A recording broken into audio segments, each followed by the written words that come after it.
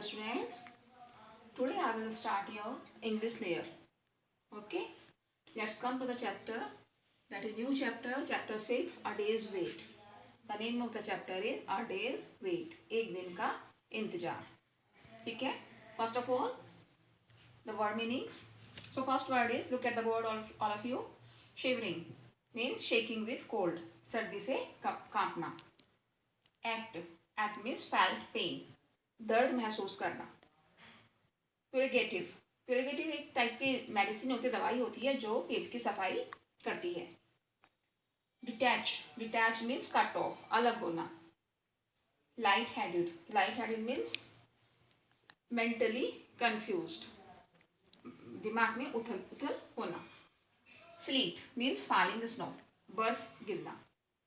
वर्निश्ड means paint किया हुआ या फिर coated. Flushed means red.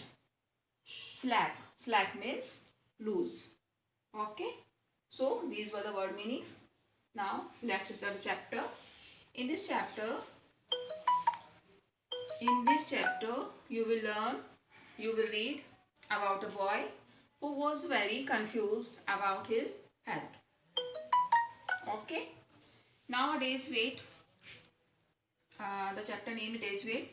I'm starting chapter. He came into the room to shut the window while we were still in the bed, and I saw he was shivering. His face was white and he walked slowly as though it had to move. He looked ill. He came into the room. Writer कहते हैं वह अपने कमरे के अंदर आया window बंद करने के लिए. while we were still in the bed, और हम तब तक बिस्तर पर ही थे. तो वो आया अपने कमरे के अंदर और उसने विंडो बंद की. एंड आई सा ही वॉज शिवरिंग. राइटर कहते हैं मैंने देखा वो कांप रहा था.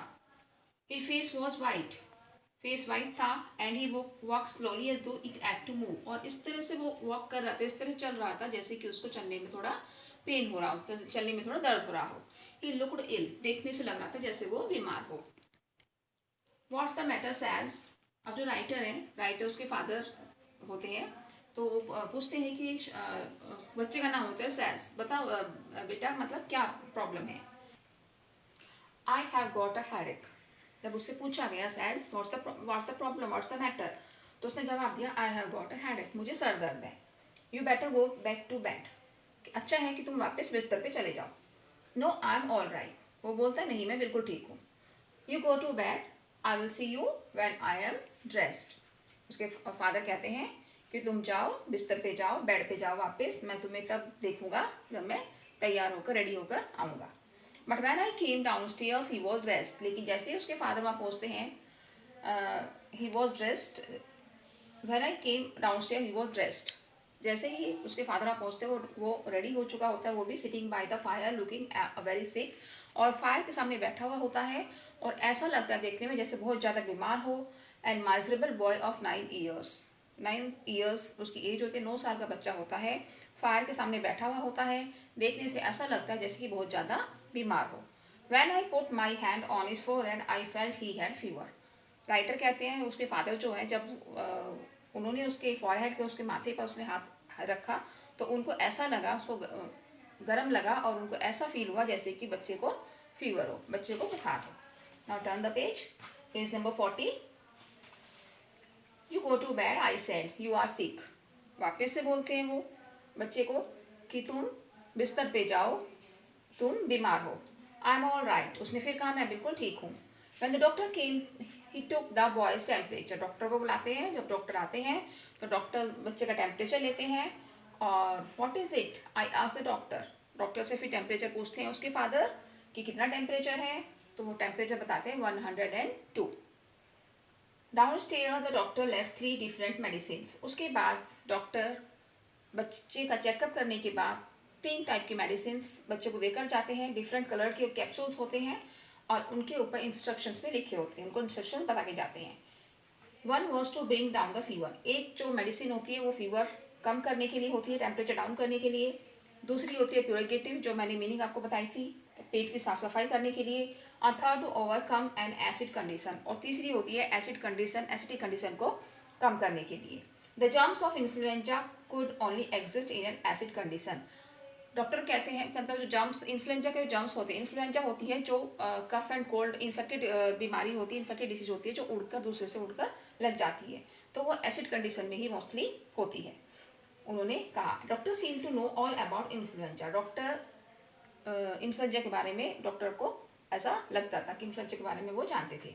ही said that there was nothing to worry about if the fever did not go above 104 degrees. Doctor उनको समझा के जाते हैं अगर फीवर का जो अगर टेम्परेचर 104 डिग्री से ऊपर नहीं जाता है तो इसमें कोई चिंता वाली बात नहीं है। Back in the room I wrote the boy's temperature down and made a note of the time to give the various capsules. उसके फादर वापस रूम में जाते हैं और बॉयज उसका टेम्परेचर नोट करते रहते हैं मेजरमेंट करने के साथ साथ, और जो कैप्सूल्स वो दे के गए थे उन्होंने भी वो उसमें कैप्सूल्स के बारे में भी वो नोट डाउन कर चुके थे कौन सा कैप्सूल कब देना है।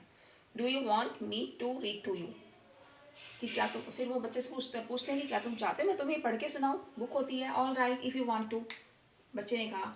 His face was very white and there were dark areas under his eyes, face white हो चुका था और आंखों के नीचे बहुत ब्लैक काले ब्लैक कलर का मतलब डार्क सर्कल्स हो चुके थे।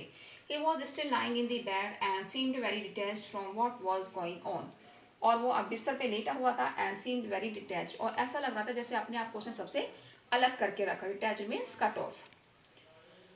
I read aloud from Harvard pilots book of pirates. अब कौन सी बुक को पढ़ने के लिए बोल रही थी वो अपने बच्चे से, वो Harvard pilots book of pirates, pirates की बुक थी जिसका नेम मैं बता रही हूँ, Harvard pilots book of pirates. But I could see he was not following what I was reading, लेकिन बच्चे के फादर ने देखा कि जो मैं पढ़ रहा था उसको वो फॉलो नहीं कर रहा था, मतलब उसको वो ध्यान से नहीं सुन पा रहा था। हाउ डू यू फील सैज, फिर से फादर ने पूछा कि सैज आप मतलब कैसा फील कर रहे हो, कैसा महसूस कर रहे हो। Just see the same so far he said, ऐसा ही उसने कहा जैसा उसने पहले कहा था। I sat at the foot of the bed and read to myself while waiting for the time to give him at the capsule. उसके जो फादर है बच्चे के फादर वहीं बैठ गए और उसको जो वो बुक पढ़ रहे थे वो बुक को पढ़ने लगे। क्यों पढ़ने लगे, क्योंकि वो टाइम का वेट कर रहे थे, क्योंकि उनको बच्चे को मेडिसिन देनी थी। It would have been natural for him to go to sleep but when I looked at him he was looking very strangely. लेकिन उन्होंने देखा, जब उन्होंने बच्चे की तरफ देखा तो बच्चा उनको स्ट्रेंजली, बहुत ही स्ट्रेंज तरीके से, स्ट्रेंजली वे से देख रहा था। Why don't you try to go to sleep, वो फिर बोलते हैं कि सोने की कोशिश, why don't you try to go to sleep, कि आप सोने की कोशिश क्यों नहीं करते हो। I will wake you up for the medicine, मैं आपको मेडिसिन के लिए जगा दूंगा, जब दवाई का टाइम होगा तब तक सोने की कोशिश करो। I would rather stay awake, उसने कहा नहीं मैं जागूंगा। After a while he said to me, कुछ समय के बाद उसने कहा you don't have to stay in here with me. कुछ समय के बाद बच्चे ने अपने फादर से कहा कि आप मेरे साथ यहाँ मत रुको पापा, इफ़ इट बोदर्स यू, अगर आपको कुछ परेशानी होती है तो आप मेरे साथ यहाँ मत रुको। Okay, so in the next video I will explain you page number 41, 42 and 43. Okay. Next video I will complete the chapter. Thank you. Have a nice day.